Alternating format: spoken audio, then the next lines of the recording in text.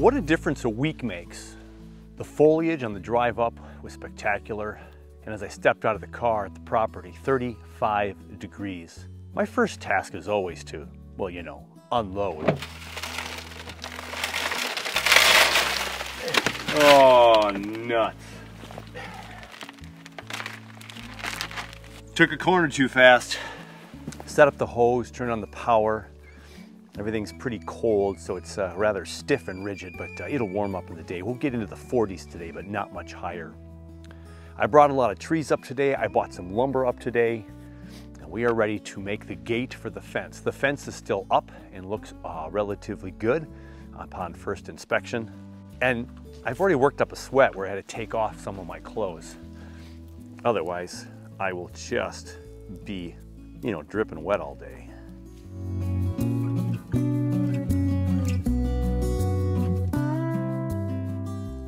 So just about a week ago, my dad and I were up here at Bonsai Acres and we erected the fence. We put this twine on here to kind of hold the gate section closed because I was shy one pillar. So now we need to correct that. We have all the wood we need. I brought the adapter to charge up the power tools if I need that. It's time to build a fence and complete the gate. Oh my goodness, do you think I wrapped this around enough? As my brother and I used to say when we were building forts back when we were teenagers, extra support. We always built with extra support so nothing would cave in on us. We were building an underground fort at the time and we did not want it to cave in on us. Of course, if you build things the right way, you should have plenty of support to begin with. But a little extra support can't hurt. So as we walk into the fence area, we've got the pine trees that were planted last weekend as the sun comes out. And as we talked about on that show, we planted everything at an angle. Jonas Dupuis reminds us, hey, don't ever plant anything straight up.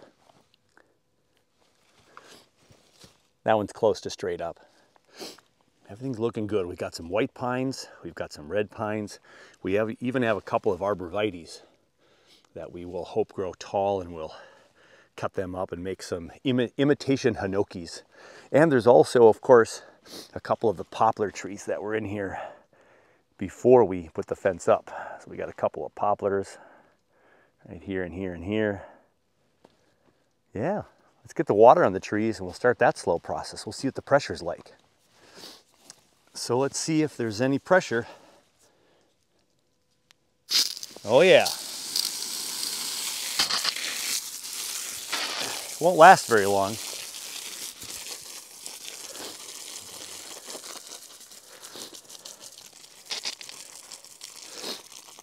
So usually the pressure bursts out like that. So I can turn it off every once in a while and build up the pressure. But then it just comes out to a little dribble, which is fine because when you water trees, that little dribble, well, we got to have some dribble, is just fine. So we'll put this here and we'll see if we can water this tree slowly. We'll water the back northwest corner first. We've got mulch on the ground. It's going to hold the moisture. The good thing is these trees had rain this weekend. A couple days ago, there was at least some rain, and I want to show you something real quick. So it's a little hard to tell from now, but here is the proposed river that's going to come from the proposed pond back in there. And when I came here this morning with the frost on the ground, the darkest earth was right here, which means that the rain did its thing, right? And when the rain started to go down the hillside from up there actually was a little channel of water that came down here in what is now a relatively dry riverbed. So that's fantastic. It's going to come from the back pond here, and we'll dig out some of that earth in the spring next year and get it started. And the water is going to come down right here, and it's going to flow down into the bog over there, the larch bog.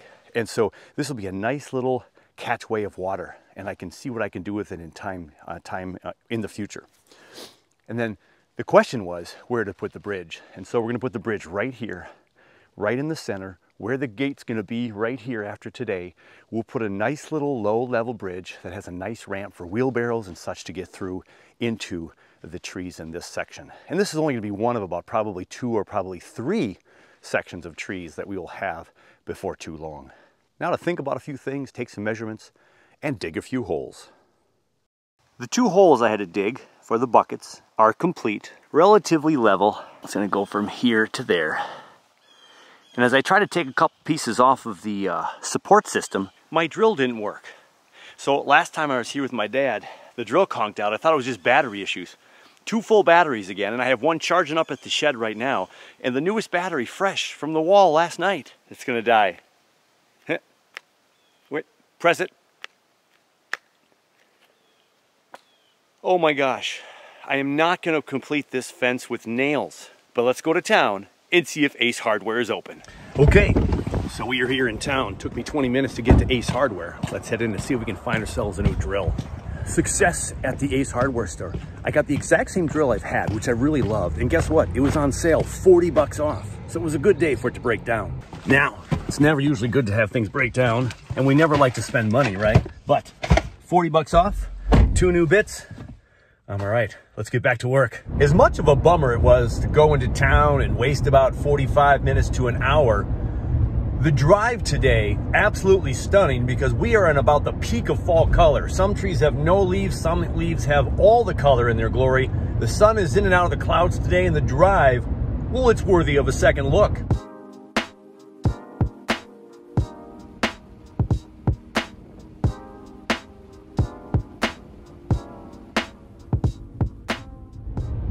What's really nice about Minnesota color is the wide array of color as we hit our peak. We've got the evergreens, we've got reds, we've got burgundies, we got rust, yellow, light green, dark green, the whites of the trunks of the birch trees. It just doesn't get much better than this.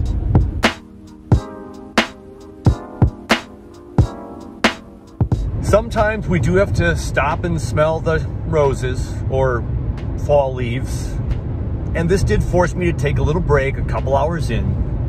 So now I'm strong and ready to get back to work.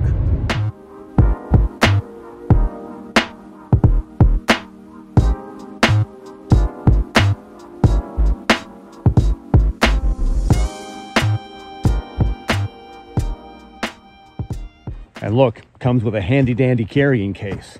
So we got to go to the shed and plug this thing in case the batteries are undercharged. We're inside the shed now. Let's plug it in and see what we got. The other charger was at red and all ready to go, but I plugged in the new one, and we're going to go ahead and we're going to put this in here and see how much energy we have. Okay, we have a red flashing light. Pack charging. Yeah, that's about half of the battery life. So we'll let that go in there. Now there are 2 batteries that come with this unit, so that's awesome. 2 batteries, plus I have the old battery, so I got the same unit. Those should still work. They might not last as long, but we're gonna get these all ready to go and start doing some drilling. The power box there is a little bit old and really hard to see what's what. We've got the well and pump over here. There's the trailer and house, but there's no trailer or house on the property anymore.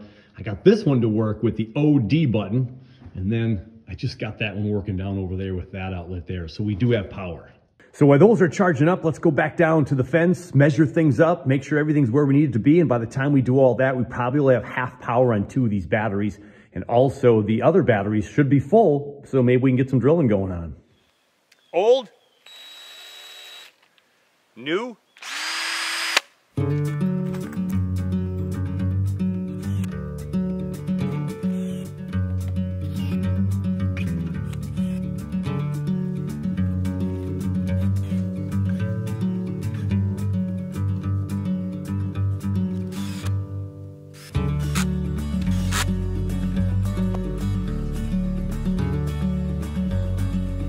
For goodness sakes, I just don't understand. Where's the hammer and the tape measurer?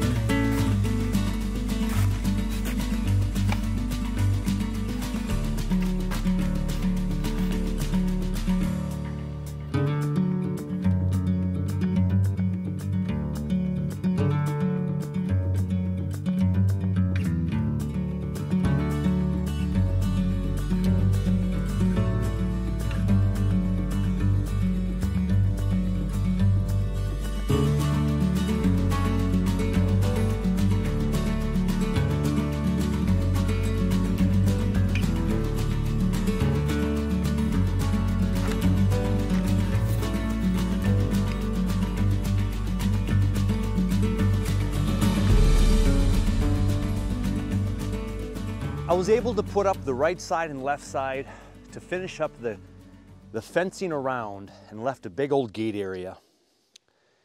And then I put a top beam up top and a bottom beam down below too. I'll put earth on here to make the wheelbarrow fit nice and smooth over this and so I don't trip over it. But I wanted this to be high enough off the ground so it wouldn't be blocked by any dirt and stuff, and we'll make it nice and clean. But then this is a pretty heavy fence and I'm gonna have 3 hinges on there. I might get 2 more and put 5 in there to really make it sturdy, because they tend to sag after a while. And I've got brackets, L brackets on the outside and L brackets on the inside here. When I was putting this thing together, I got the fence done. I got 1 fence done. It's a nice looking little fence. We'll put a little cross beam kitty corner to also keep it from wanting to sway. I'll probably do that on the outside. We'll get a handle out here. So next up for me is to put a hinge on, but I don't have enough supplies now to do this other side because I only bought 8 of these.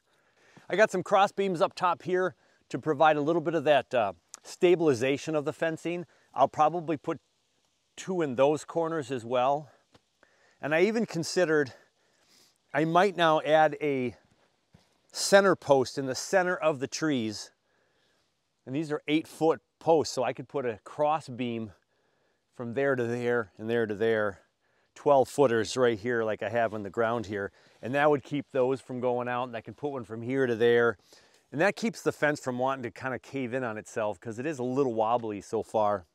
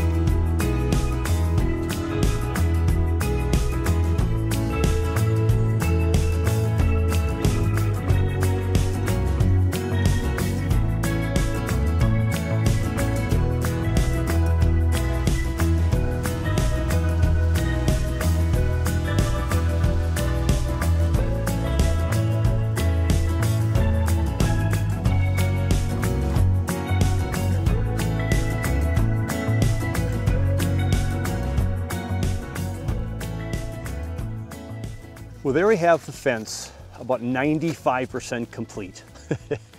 I just got to get that left door created, a little more pieces, parts, and we'll be good to go. And as we come into the farm, we put in a couple of Black Hill spruce. We put in a couple of Korean firs. The red pines were there. We have the white pines, a couple of arborvitaes, and we added a couple of junipers, some Japanese garden junipers. We'll let those grow big and thick as well. It's starting to get dark, winding down. It's probably just after 5 o'clock. Been at this for about 8 hours since I arrived with that little break to buy a new tool. Very excited. We've got trees in here. We've got mulch in here. I've watered all day long, brought a couple buckets and watered some trees, the new ones, and turned on the water hose several times to get these trees all nice and moist before the next rain. We might get some rain in the next week. That would be nice. Another inch of rain would be just really awesome up here. Bonsai Acres is starting to take shape. Oh, and they're so hard to see, I forgot to mention. I put in a couple of larch down at the end. Now, my buddy Steven from Indianapolis told me that, hey Dave, all my larch died. So, Steven, they're barely viewable there, but one of those is yours 5 years from now, maybe. Now, I put them kind of close together, but we'll be digging them up before they get too long and get all tangled anyway. So, well, it's time for the final walk of the day. I didn't do a whole lot except for around the fence area, but today I wanted to walk a little bit before I left as the sun sets and trying to get a couple of color photographs of these beautiful fall leaves. So a few snapshots as we say goodbye. Another productive day, Bonsai Acres.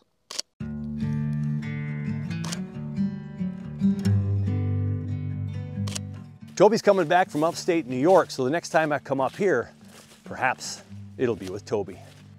He hasn't seen the place yet. I know he's pretty excited. And so comes the end of another Bonsai Acres vlog. Until soon.